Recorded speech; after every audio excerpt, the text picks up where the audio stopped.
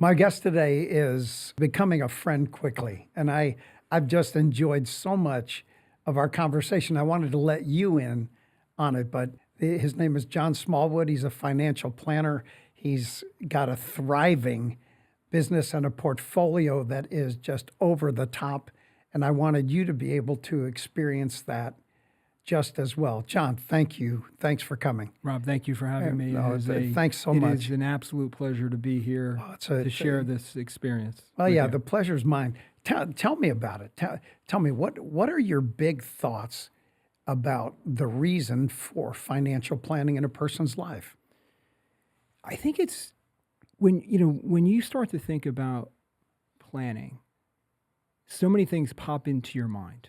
Right? It could be college planning. It could be retirement planning. It could be get out of debt planning. It could be grow a business plan. I mean, think about what that is.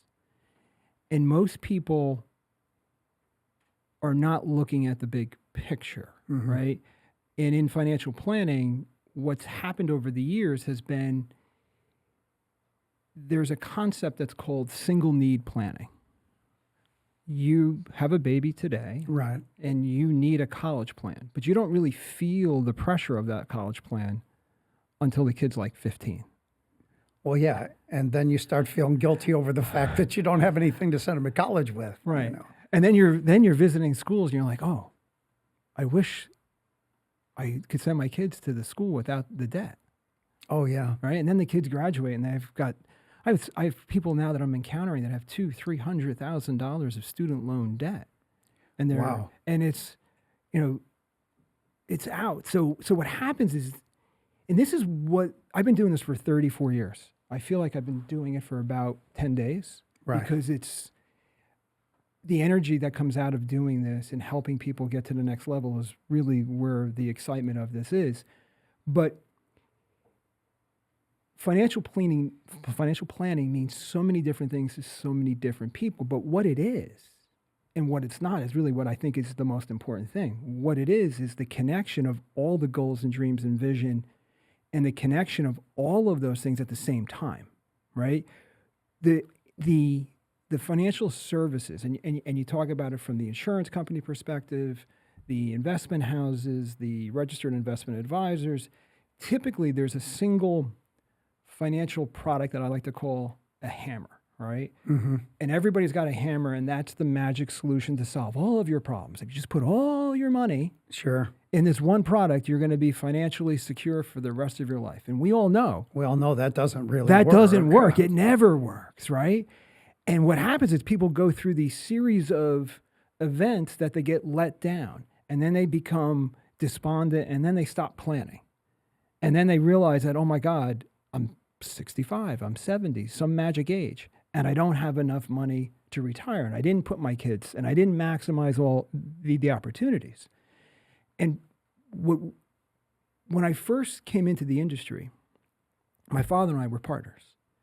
Well, we weren't partners because I was his kid, and he was like, come in, right? So, but there was this quest to be, each financial decision is not in a silo by itself.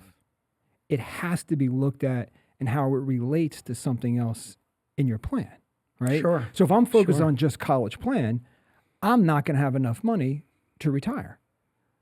My grandmother used to use envelopes. And that's one of the favorite things right now. Fill the envelope. Well, guess what? There's not enough envelopes. So and the envelopes aren't big enough for what you need either. Correct. And it's, well, how, if I have a finite amount of money, which most people do, then I have to reverse engineer of how do I get $1 to work like $3 and $4 and $5, that there's not enough money to solve all those goals, but there is when you start to think about the macro. But the industry is forcing everybody back into the micro, the small picture, and getting you to make singular decisions that are not well thought out. No, because everyone's fighting for the same dollars that people are investing. One of the things that I've done over the years with people, because I come through this almost with every client, every person that I speak with, And one of the first questions that I'll ask is, how does your retirement look? Mm. What? And I go, what do you mean? I said, do you have any money that you have really started socking away or investing so that you can come to a particular place in life where you don't have to work anymore? Right. Or are you going to be one of the, the 60 to 65% of people right now that are retiring and they really don't have any money? Yeah. So they can't retire, which then backs up on the market to where young people can't really get jobs because old people are not. They're not leaving. Older people are not vacating. Yeah. And they don't understand how to have another purpose in their lives beyond what they did for their careers. And so my question to people all the time was, what are you doing? What are you doing? How are you investing? How are you putting away something? Doesn't matter how much. Yeah. It only matters whether you're doing it or not. And you see it as an ever increasing priority Yeah. for your life. I mean, you step back for a second, because when I started in the industry, 1989, 1990, I learned a story called the 100-Man story. And it was a pretty simple story. Out of 100 people that entered the workforce at 20 years old, how many people are financially successful at 65? How many people are actually still It's here? called the 100-Man theory. It's a 100-man theory. 100-man story. So the reality of the story is, out of 100 people, less than one person can sustain their lifestyle at the same level while working through they're financially secure. Now, 2 years ago, I found it's a government published study. You can search it and find it. 2 years ago, I found the same story, same results, 34 years later. We have all this information. I mean, we're now reaching hundreds, if not millions of people through podcasting and all these things. And the information has never been greater, but the results are still the same. Right. That's the problem, right? And the problem is that back in the day, we had what was called the defined benefit society. You work for a company, you put in your 25, 30 years, you got to retire, Right. you got the golden watch, Mm-hmm. and you got a pension. So you had pension and Social Security, and people could live on that. Right. They could sustain their life on that. And now the benefits are all gone away, because if you look at our pension systems in the United States, Sure. and you look at, I live in New Jersey, the Teachers Retirement Fund in New Jersey has, I believe the number, and you can fact check this, and I'm not 100% accurate on this at this moment, but it's got 29 or 35% assets to fund the liability. So it's 70% Right. underfunded. Right. And when you go, there's a website that tracks all the pensions across the country, and the average is like 55% funding. So even the very system that's supporting us, they woefully under-expected the expectations, Right. right? And the variables. So in financial planning, and if you visualize for a second, you're 20 years old, you're 22 years old, you're 50 years old, you're 70 years old, you're 80 years old, you're 100. And we have clients turning 100 all the time. But like, draw like an exponential curve for a minute. Like, draw a line and say, I am 22 years old. There's a timeline that's happening, right? There's this visual timeline where these events are going to happen during my lifetime, right? I might get married. I might have kids. Mm-hmm. Mm-hmm. I might start a business. I might not start a business. I might buy a second home. I might buy an exotic car. I might do this. I'm going to retire. But you got to like timeline everything that's going to happen and look at, what do I have to do right now to fulfill these obligations? Right. Right? And people don't look at it that way. They kind of like they come home and they turn the TV on and they watch something. Hopefully they're watching this, right? But they're not looking at what their money needs to do, and they don't understand the relationships of their money. So financial planning, when you come back to the essence of it, it's about getting a really good plan and looking at all the variables. Right. Right? I mean, you have to protect the most important asset in the house, which is you and your ability to get up and do what you do. And over that timeline, as you're successful, you begin to accumulate enough money that replicates the earned income. So that earned income becomes optional. But what I find is that people are like stuck in what they're knowing of what it is. So they perceive financial planning, they perceive wealth management, they perceive money as hard. And that's for somebody else. Right. And there's a scarcity. Like, how many people have you talked to that when you ask that question about, are you prepared for retirement? And their response is, I don't have any money to save now. Oh, loosely, I can probably make this statement.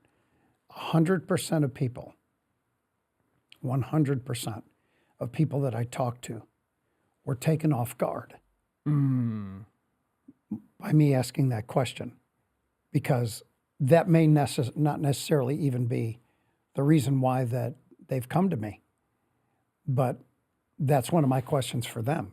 Right. How do you make your family secure? How do you feel good about yourself?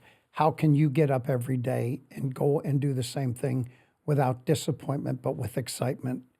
How can you do that? Do you have the buckets that are getting your rewards, or are you just actually making the money to be able to exist in the place you live? Yeah. And I would be able, and I was never necessarily a proponent of turning down or let's say reducing an individual's lifestyle. Right. I am now.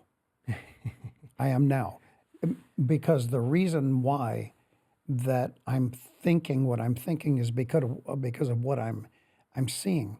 I'm seeing people live moments or portions of their life that they're making short-term gratification, and they have absolutely no idea about long-term.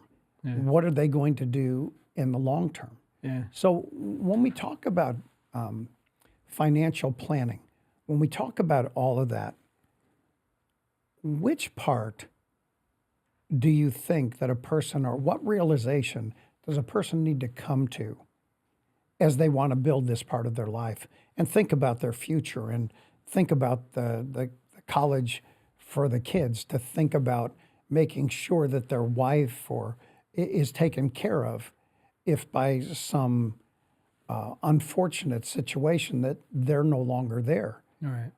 Or they're here. Yeah. Or they're here and they're disabled, right? And they can't work. It's actually like worse. Oh, yeah. Yeah. Yeah. I mean, it's like sometimes other things would have been kind of a blessing. Yeah. But so what do you think the first thing that a person needs to realize when they come to this point where the light bulb goes on, they get their luminary moment, and when they get this luminary moment and the light bulb goes on, without there being despair, Right. what is the first thing that they've got to grab onto in your estimation? First thing they have to grab onto is that they are 100% responsible for where they are currently and where they're going to end up.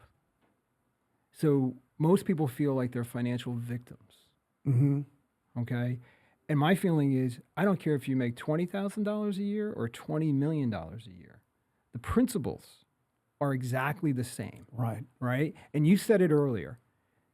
You were not a proponent of lifestyle correction. Right. So we do this. We basically get the person to commit to creating what we call a blueprint. We have a wealth curve conversation, which is a 30-minute, no obligation, free call about you. I'm going to quickly go through it. The most important thing is to tell the truth about where you are right now. Okay? That just might be the most difficult thing in the world Honestly, to do. tell is the truth. Tell the truth to me? To yourself. I can so easily lie to other people, but now tell the truth to me. When you lie to yourself and you don't tell the truth, you're never going to move forward. That's correct. Right? So it's sort of like, I remember my oldest child will be 28 in July. And I remember sitting in the rocking chair with this kid that we just brought home. And I'm sitting there and I'm looking at Jack and I'm saying, like, everything that I want to accomplish with you and for you and to help you do for your entire life. And I started visualizing this whole, like his whole life and what my role was. And then it was like, am I aligned with those goals? Right. And I had been in the industry probably 7 or 8 years, and I had done a lot of really good things for my plan, and I was very set up at this point. But the success came from that moment. Got the mortgage, got the wife stopped working, because we're now going to have, I'm an only child, we're now going to have a whole bunch of kids, right? Right. So, and then I became really clear with, like, what is it that I want? What do I want when the kid tells me he's going to go to Harvard versus state school? Great, I want to write a check for that school because you're going to get the most amount of benefit from that, right? So everybody's different, though. Everybody's going to feel differently about what they want to do. But what I find is that financial planning is about love. Mm-hmm. Okay? It's really Very about much so. love. It's about loving yourself, and it's That's about right. loving your family. So you brought up something earlier, family protection. I think one of the worst things about my industry is the way financial planning, financial products are basically sold in the industry. And I use the term sell because that's the methodology in which people are distributing products. Let's sell these products, right? The reality is, if I'm 25 years old and I'm making $100,000 a year, I'm doing pretty well relative to the rest of the world. Sure. But what are my macros, right? What's my savings rate? How much am I really saving? Am I maximizing all of the company benefits that are available to me? Most people don't. You have open enrollment, and it's at the same time as something else. And I look at the corporate benefits that people have selected. The 401k, the 401k match, the life insurance, the voluntary, the disability insurance, and they don't work with anybody to actually do it, right? Right. So the idea is that everything that's available to me, how optimal is those elements in the plan? And then you go, when I go through this process and I'm asking about the family, the parents, the makeup, the pressure, are you going to inherit money, or are the parents going to be a liability, which right now you have both of those things happening in most people's lives, right? What's the income? Are you self-employed? Are you a business owner? Are you going to start a business? Do you work for a corporation and you're at this level? And what do you need to do to yourself to get to the next level? Most people aren't asking that, right? To me, it's, what is this person who makes $100,000 or $50,000 a year? What investments do they need to make in themselves to get that to $500,000? The financial plan typically is, you make $100,000. And now the industry is going to say, you need life insurance. And if you need something, and you and I agree that we need it, how much do you want to pay for that? Mm-hmm. And how much of that, I want the least amount. And the theory is reverse. It should be maximum. What's the maximum amount? Because if I can come back the day after my death or the day after my disability or the day after my retirement and say, how much money do I want right now for my family? You're not going to do a needs analysis. You're not going to determine how much money that person needs. The simple question is, what's the maximum that I can get? Right. That's it. And it's based upon who you are and who you're becoming.